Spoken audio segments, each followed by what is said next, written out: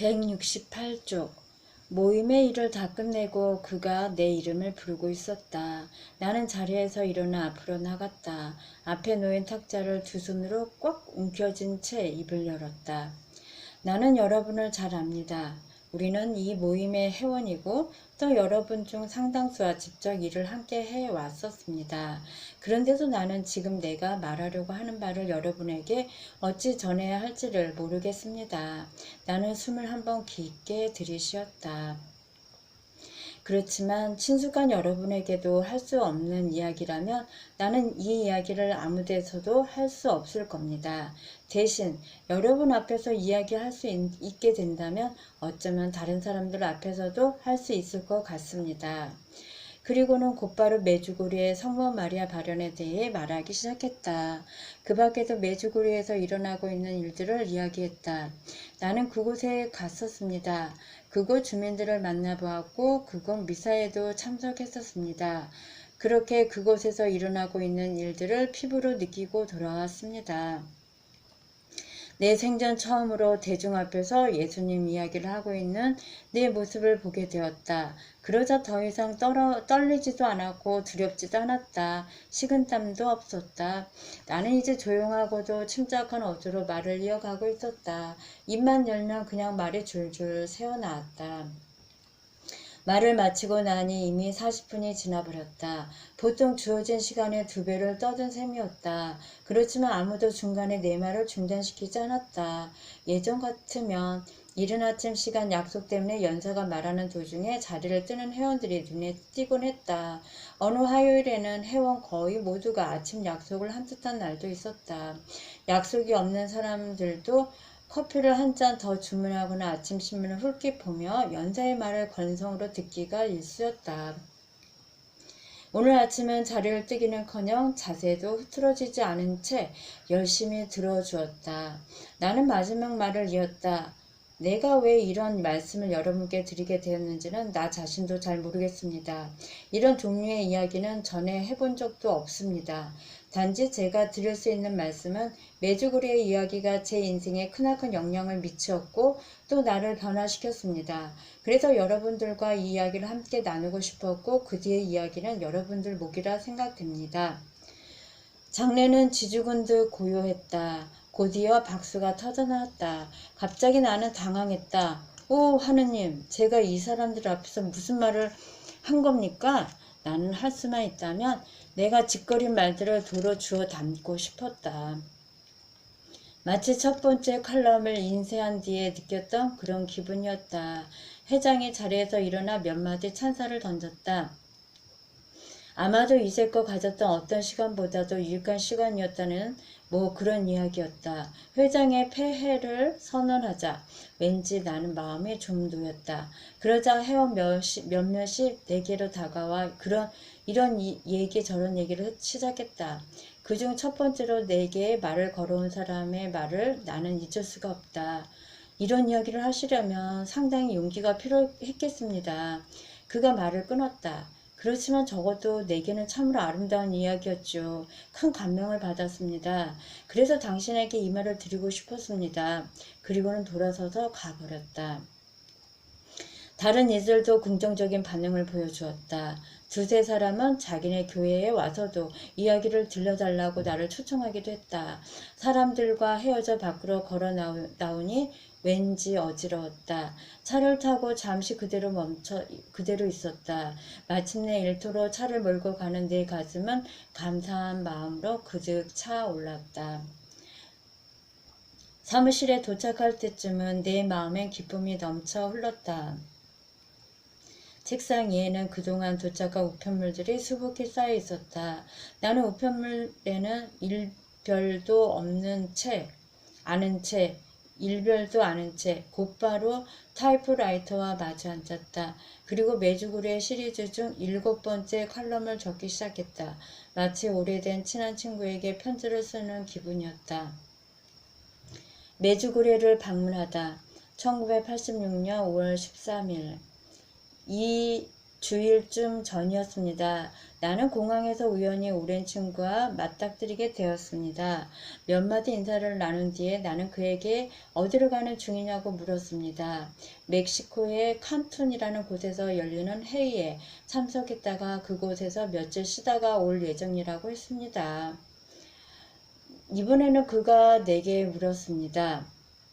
자네는 어디로 가는 중인가? 유고슬라비아로 가는 길일세. 나는 좀 뜸을 들이다 대답을 했습니다. 그가 내 얼굴을 빤히 쳐다보았습니다. 아니, 유고슬라비아라니? 유고슬라비아에서 2주일쯤 지내고 나니 왜 그때 나의 친구가 그리 놀란 얼굴을 했는가를 이해하게 되었습니다. 그 나라는 공산주의 국가입니다. 산이 많았으며 여행자들을 특히 미국인들을 싫어했습니다. 물론 나는 관광이나 하려고 그곳에 갔던 것은 아닙니다.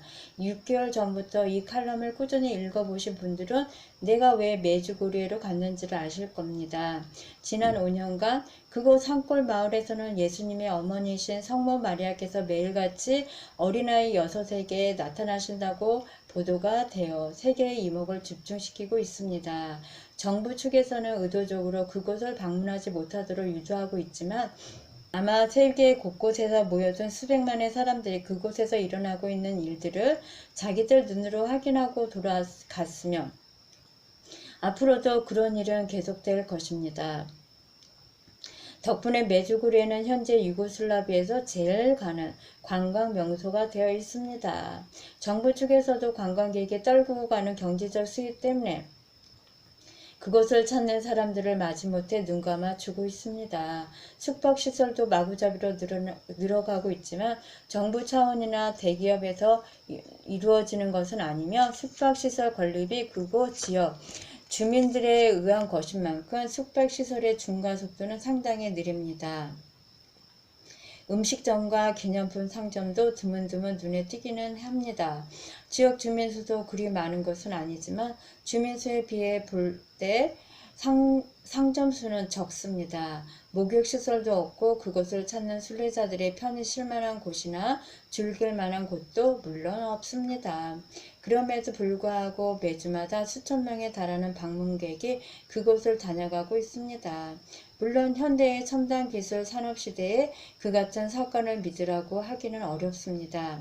그렇지만 그곳을 방문하여 얼마 동안 그곳에서 지내고 나면 과학적으로나 논리적으로 설명할 수 없는 그 어떠한 일이 정말로 그곳에서 일어나고 있다는 사실을 믿게 됩니다. 이 세상에는 잡다한 종교와 예배의식이 있습니다. 덕분에 종교가 없는 사람들은 소위 종교를 가지고 있다는 사람들에게 배타적입니다. 더구나 카톨릭 교회 내부에서조차도 서로 의견의 일치를 보지 못하는 부분이 있습니다. 이런저런 이유로 해서 우리는 그곳에서 일어나고 있는 일에 회의적이 될 수도 있습니다. 그렇지만 나 개인으로 말하자면 그곳에서 일어나고 있는 일이야말로 하느님께로 돌아와 평화를 누리자는 하느님의 부르심이 분명하다는 것입니다. 그리고 나는 그러한 정가를 가지고 오신 분이 바로 성모 마리아라는 것도 믿습니다. 물론 그곳으로 떠나기 전에는 나는 그러한 사실을 믿고 있었고 그곳에서 집으로 돌아올 때쯤에는 구름 한 점 없는 맑은 상태로 돌아오게 되었습니다. 나는 신문 기자입니다. 기자는 어떤 일이든지 확실하고도 분명한 사건과 그 사건의 진위를 밝혀줄 수 있는 증거를 획득해야만 합니다. 나는 카톨릭 교도도 아니고 더구나 카톨릭 교회가 성모 마리아를 얼마나 높게 평가하고 있는가에 대해서는 전혀 알고 있는 바가 없습니다. 그리고 내가 속해 있는 루터파 교리에 의하면 성모 마리아는 단지 예수님의 어머니일 뿐 그 외에는 아무런 의미도 두고 있지 않습니다. 내가 맨 처음으로 메주고리에 관한 일들을 조사하기 시작하게 된 동기는 단순한 호기심이었습니다. 왜냐하면 크리스마스에 읽을 만한 좋은 기사거리가 될 것이라고 생각했기 때문입니다. 나의 호기심은 결국 사회에 걸친 칼럼을 적게 하였습니다. 독자들의 반응도 대단하였습니다. 그 칼럼을 미처 보지 못한 사람들이 우표를 동봉하여 그 날짜의 신문들을 부탁해 왔습니다. 그런 식으로 발송된 신문이 지금까지 250부를 넘고 있으며 그러한 요청은 계속되고 있습니다. 그렇게 단순한 호기심으로 시작되었던 메주구리의 사건이 지금은 나의 남은 인생을 메주구리의 메시지를 전하는 데 바치라고 요구하고 있습니다. 나 역시 내게 귀 기울이는 사람에게는 누구를 막론하고 그 일을 전파하며 살고자 합니다. 내가 그곳에서 보고 느꼈던 일들을 말로 표현하기는 쉽지 않습니다. 또 어떤 식으로 적던지 간에 다른 사람들로 하여금 그곳의 일을 믿게 하기란 더욱 어렵습니다. 어쨌든 나는 그곳에 갔었고 그곳에서 내가 보았던 것들과 내가 느꼈던 것들을 나는 확실하게 알고 있습니다. 나는 태양이 둥글게 돌며 춤추는 모습도 보았고 태양이 창백하게 변하여 맨눈으로 한참 동안 태양을 바라다 보기도 했습니다.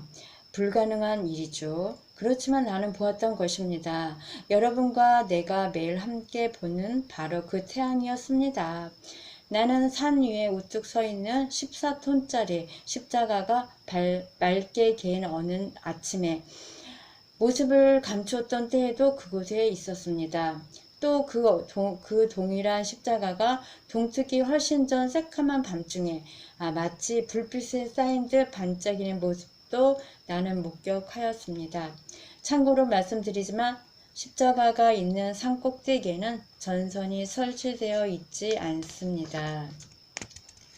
이 밖에도 여러 가지 불가능한 일들이 실제로 많이 일어나고 있습니다만 요컨대 이러한 일들을 설명할 만한 마땅한 방법이 없다는 것입니다. 이 중에 많은 일들이 대체로 성모님께서 아이들에게 모습을 보이고 계신 시간에 일어납니다. 그리고 그러한 일들은 그곳에 모인 모든 사람들이 그 일을 볼 수 있지만 어떤 때는 그곳에 모인 사람 중 일부에게만 보일 때도 있습니다. 그렇지만 메주구리에서 일어나고 있는 일들 중에서 가장 중요한 것은 이러한 초자연적인 일들이 아닙니다. 가장 중요한 변화는 성모님께서 전하신 메시지 그대로 살고 있는 그곳 주민들의 모습입니다. 그들은 하나님께서 보이신 방법대로 서로를 사랑하며 살아가는 완벽한 공동체를 이루고 있습니다. 성모님께서 모습을 보이시기 시작한 1981년 6월 이전에는 그곳 주민들의 생활도 우리와 많이 다르지 않았습니다. 물론 우리네 보다 더 단순하고 소박하고 개발이 덜 되었으며 물자도 부족한 상태였습니다. 그렇지만 우리 사회가 안고 있는 알코올 중독자 문제, 폭력 문제, 사기 사건, 탐욕이 낳은 범죄 등에서는 그들도 우리와 마찬가지였습니다. 매주 성당에 모이는 숫자도 적었습니다. 그렇지만 성모님께서 모습을 보이신 후부터 모든 것이 달라졌습니다. 미사 시간마다 성당은 사람들로 꽉 가득 찹니다. 주일 날만 그런 것이 아닙니다. 매일 저녁 그곳 주민들을 위한 미사 시간마다 그러합니다. 이는 하나님께 대한 예배와 헌신이 그들 인생에서 가장 중요하다는 것을 알게 되었기 때문입니다. 바로 그러한 깨달음과 실현이 하나님께서 우리에게 주시는 메시지인 동시에 메주구리의 기적인 것입니다. 그리고 그 점이 바로 그곳을 방문하시는 분들이 가장 눈여겨보아야 할 부분인 것입니다. 매일같이 성모님과 만나는 어린 목격 중인도 하루 중 제일 좋은 시간은 성모님과 만나는 시간이 아니라 믿음의 지체들이 한 자리에 모여 미사드리는 시간이라고 말한 적이 있습니다. 그렇습니다. 열심히 하루를 살고 하나님께 미사드리는 시간, 그분께 모든 영광을 돌려드리고 또 훗날 우리가 누릴 영광을 조금씩 맛보는 시간, 그것도 모든 믿음의 지체들이 한 자리에 모여 드리는 미사 시간, 이것이야말로 성모님께서 직접 오셔야만 했던 이유였습니다. 다음 주가 되면 메주구리에 대한 나의 칼럼도 막을 내릴까 합니다. 어쨌든 지금의 나로서는 메주구리의 메시지를 나 스스로가 열심히 지켜나가는 것이 보다 더 중요하다고 생각됩니다. 그렇지만 원하시는 분이 계시다면 개인이나 단체를 불구하고 제가 직접 찾아가기도 하고 비디오를 보여드리기도 하겠습니다. 메주구리가 우리 모두의 가슴에 영원하기를 기원합니다. 이 주일이 지났다. 마지막이자 8번째 칼럼은 다음과 같이 끝을 맺었다. 메주구리에 대한 마지막 글. 1986년 5월 18일 2주 전 나는 유고슬라비아에 위치한 메주고리에 9일 동안 다녀왔다. 그것은 조그만 산골 마을인데 성모님께서 6명의 어린 아이들에게 나타나신다고 보고되는 곳이었다. 성모님께서는 1981년 6월 24일 처음으로 그 모습을 보이신 후로 매일같이 모습을 보이신 후로 5년이 되고 있다. 지난해 12월 나는 이미 초자연적이고도 종교적인 그곳의 일에 관해 이미 4편의 칼럼을 발표한 바 있고 금년 초에도 2편의 칼럼을 더 발표했다.